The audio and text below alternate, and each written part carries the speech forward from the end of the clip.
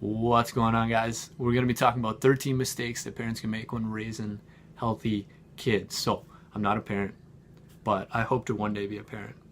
But one of the things that scares me about being a parent is messing my kids up and passing on any sort of dysfunctional or disordered eating patterns that I have onto our kids. So, I really try to use that as motivation to, eat well and make the right choices in my life when it comes to eating and not just what, but how I eat and the choices that I make around that. Naturally, kids have this ability to regulate their own intake. So in order to maintain their weight, they'll just listen to their body, and their body will tell them when it's time to eat, when it's time to stop eating. If they don't want to eat, it's probably because their body doesn't need it.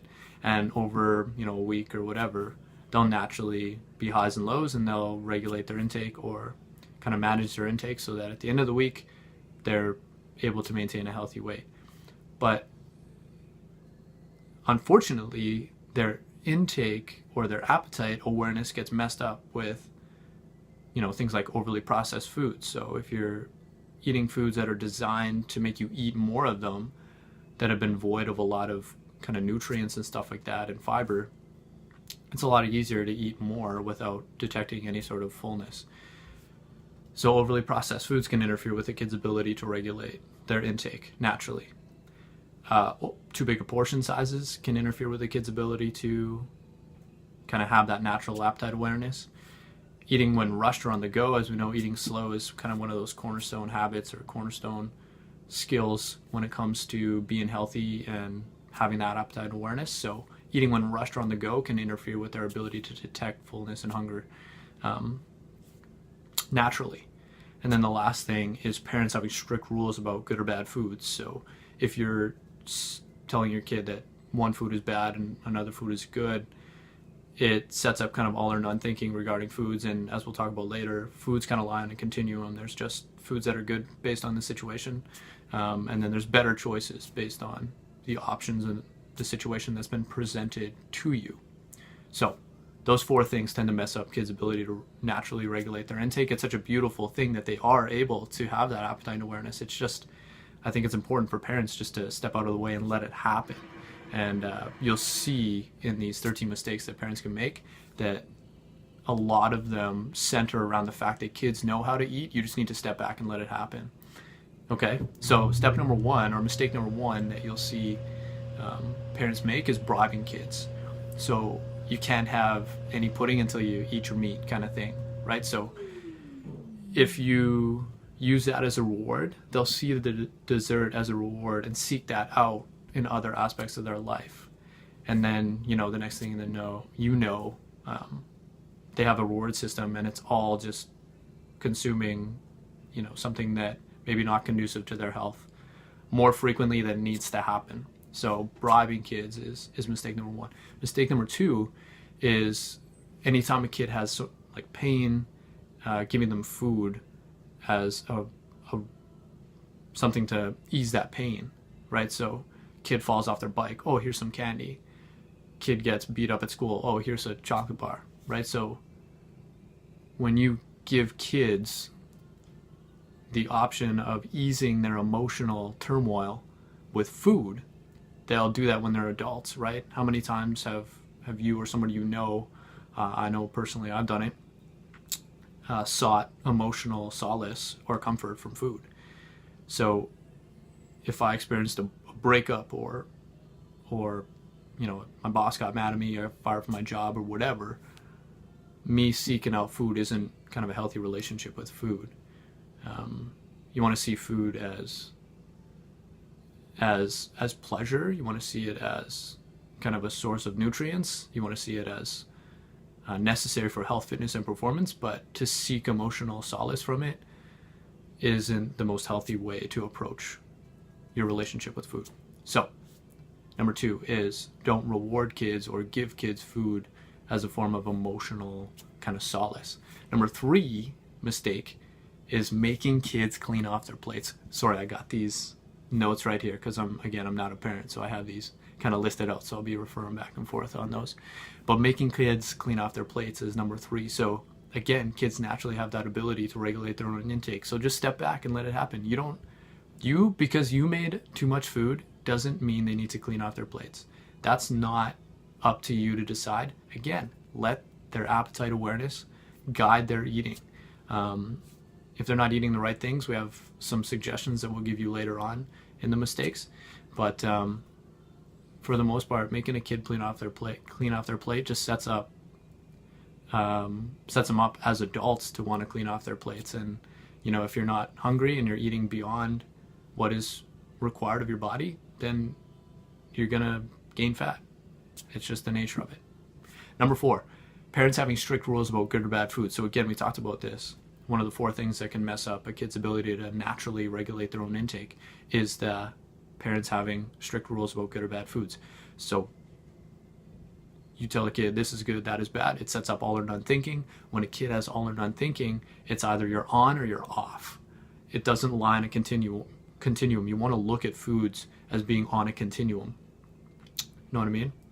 So there's not good food, bad food. There's just foods that are more conducive to your goals and foods that are less conducive to your goals. There's foods that are good based on the situation. There's or better based on the situation, and then there's foods that are not so good based on the situation. So don't set your kids up for all or none thinking, because all or none thinking, if you just say like I'm on, great, I'm on, and then you have like a little bit of a hiccup, then boom, you're off, right? You're off your good eating habits. So look at things on a continuum versus good versus bad foods. Know what I mean? Number 6, not serving appropriate portion sizes. So again, kids have that ability to naturally regulate. Let it happen. Step back. Give them appropriate serving sizes. Use a fist, thumb. So fist for vegetables, palm for protein, thumb for fat, and then cupped handful for carbohydrate. Use that hand size portion guide.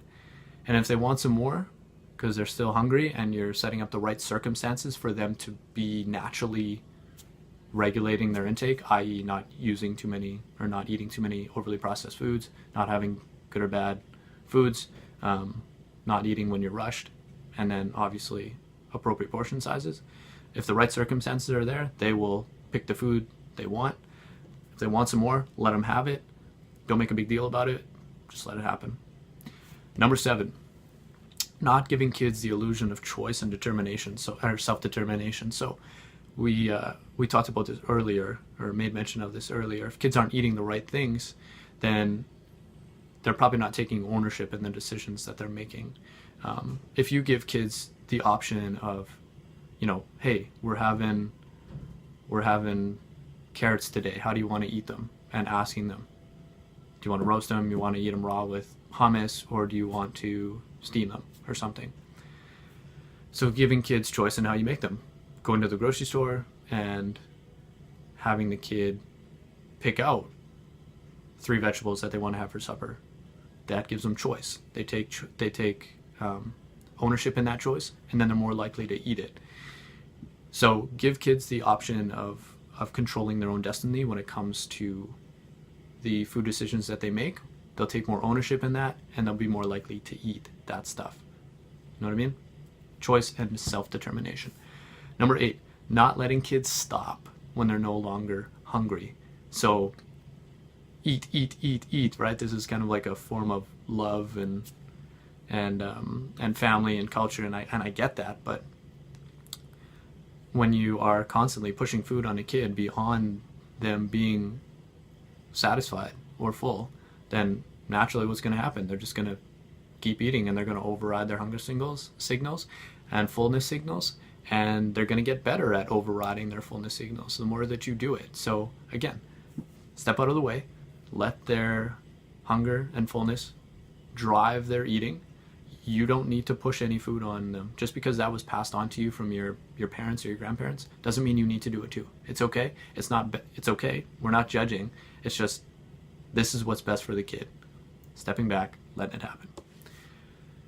Keeping unhealthy choices in the house. So again, there's no good or bad foods, but if you're keeping overly processed foods in the home, then that just makes it available. It's a simple kitchen clean out technique. You have your red light foods, you have your yellow light foods, you have your green light foods. Like, fill your kitchen up with your green light foods, try to eliminate your reds, and then kind of keep caution around your yellows. But if you're keeping a lot of, foods that aren't conducive to health in your house where the kids can have them, then it's just a matter of them. It's Berardi's law, right? If a food is in your house, somebody you know, somebody you love, or somebody you marginally tolerate is probably going to eat it. So just quietly eliminate it, or quietly make it unavailable. Don't make it a big deal that you're taking out chips or cookies or whatever. Just quietly make it unavailable. And then all that's available is your green light foods. Okay? Number 11, not involving your kids in shopping, menu planning, and cooking. So again, kids taking ownership in the foods that they eat requires them to be involved in the process or make choices around the foods that they're making. So give them that option. Not only that, it's a great opportunity for you to connect and bond with your kids. It's non-screen time, right? There's no screens around when you're at the grocery store. Turn the TV off and you guys do some meal prep together. They're mashing avocados or shucking corn while you're, chopping vegetables or whatever. So it's something that you can do as a family, and it's a way to kind of bond with your kids and also allow them to take some ownership in the decisions that they're making around their own health. The 12th mistake is eating and living fast. So again, eating slow is kind of one of the cornerstone anchor habits of appetite awareness and being healthy and being fit, and kind of preventing obesity and overweight and diabetes and cardiovascular disease and certain types of cancer. So if you're eating when you're rushed, they're going to be able to shovel more food in before they actually detect fullness. So create an environment where family time or mealtime is family time. It's slowed down. It's not stressful. You guys sit down. It's distraction free.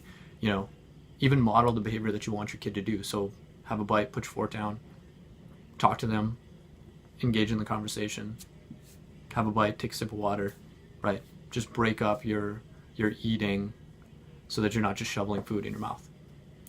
Number 13, focusing on how your and their bodies look.